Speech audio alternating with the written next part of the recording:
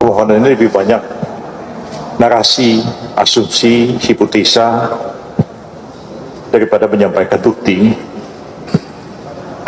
Dan saya baru dengar dari Pak Kaligis tadi pagi, dia bilang narasi itu bukan bukti.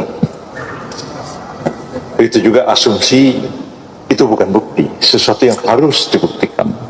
Sama sekali tidak ada kaitannya ini dengan paslon 02 dan tidak ada kaitannya dengan perkara sesungguhnya. Bayangkan pemerintah bukan pihak di dalam perkara ini, bahkan dia tidak menjadi terkait, tapi dia yang dibicarakan sehingga tidak relevan dalam perkara ini.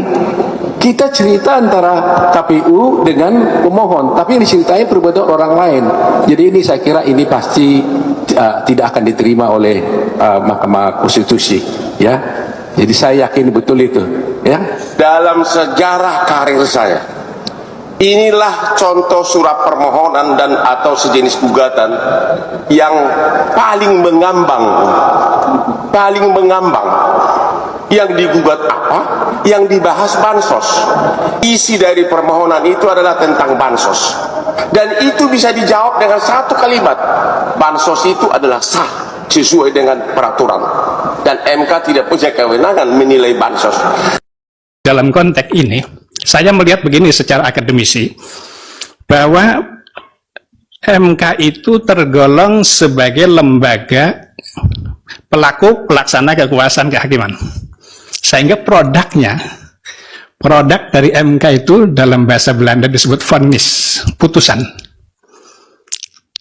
Sementara pelaksanaan pemilu beserta rangkaiannya itu bukan diatur dengan vonis, tapi diatur dengan peraturan perundang-undangan.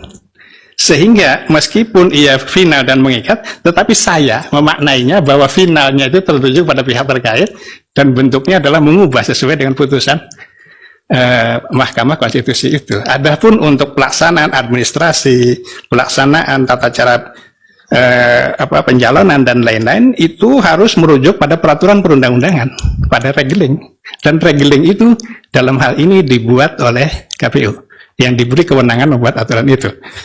Sehingga dengan demikian mau tidak mau memang KPU harus mengubah itu. Dan ini saya kira sudah menjawab semua yang tadi ditanyakan. Izin yang mulia, saya kira belum dijawab pertanyaan kami tadi itu. Ketentuan mana di dalam peraturan perundangan yang mengatur bahwa ahli mengatakan bahwa itu adalah merupakan suatu pelanggaran? Mohon diulang.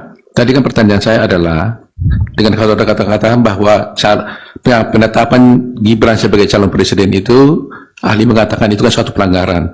Saya minta ahli menunjukkan di mana peraturan betul setuju beliau, Prof. Ya, jadi begini, di dalam Undang-Undang Pemilu dan juga dalam peraturan KPU nomor 19 syaratnya itu kan 40 tahun. Sementara pada saat pendaftaran Gibran itu belum berusia 40 tahun.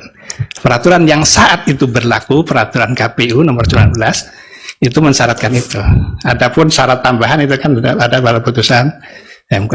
Ya. Jadi saya hanya melihat dari situ. Ya, kalau aturannya ahli tidak bisa menjelaskan.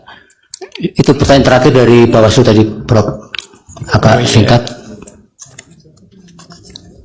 Bapak tahu tidak ada putusan tentang DPD dulu, kalau tidak bisa.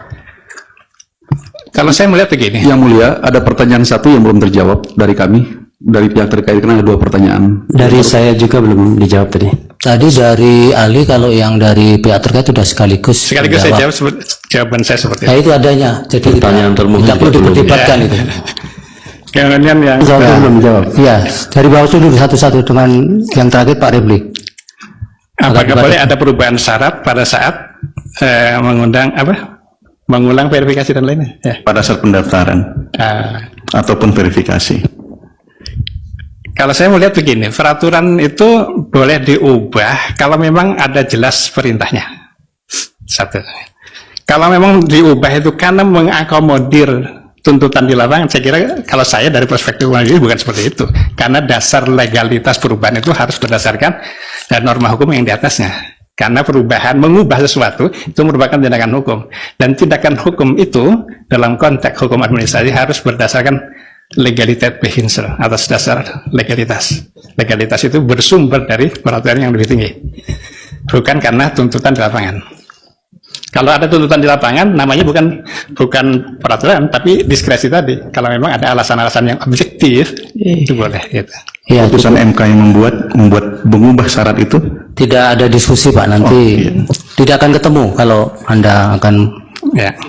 Silakan Pak Repi, satu pertanyaan belum Tadi terjawab katanya. saya mengatakan kan keputusan penetapan ini dianggap melanggar hukum administrasi karena ahlinya hukum administrasi, dan dalam konteks pemilu kita tahu bahwa hal seperti ini bisa disengketakan ke Badan Pengawas Pemilu. Nah, seandainya tindakan itu tidak diambil, entah alasan apapun, lupa atau tidak mau atau menunggu sengketa hasil, menurut ahli apakah kemudian itu bisa dikatakan sah dan kemudian tidak bisa lagi diperkarakan di Mahkamah Konstitusi? Sesuatu yang tidak sah secara hukum, kalau kemudian itu diabaikan, tidak diajukan gugatan, ya tidak bisa berubah dengan sendirinya. Tidak sah ya tidak sah. Baik, sudah cukup.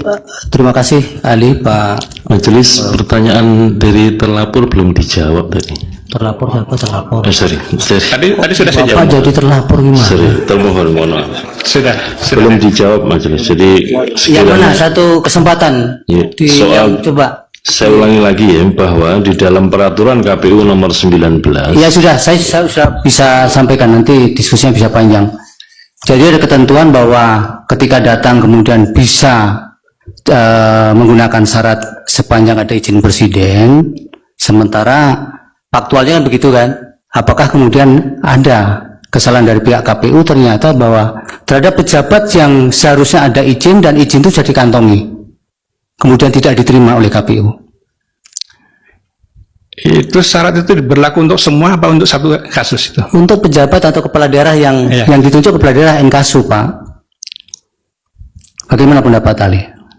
Kalau dalam konteks ini tentu merujuk pada putusan MK itu yang mensyaratkan secara yang sudah Ya, ditentukan itu. cukup. Terima kasih.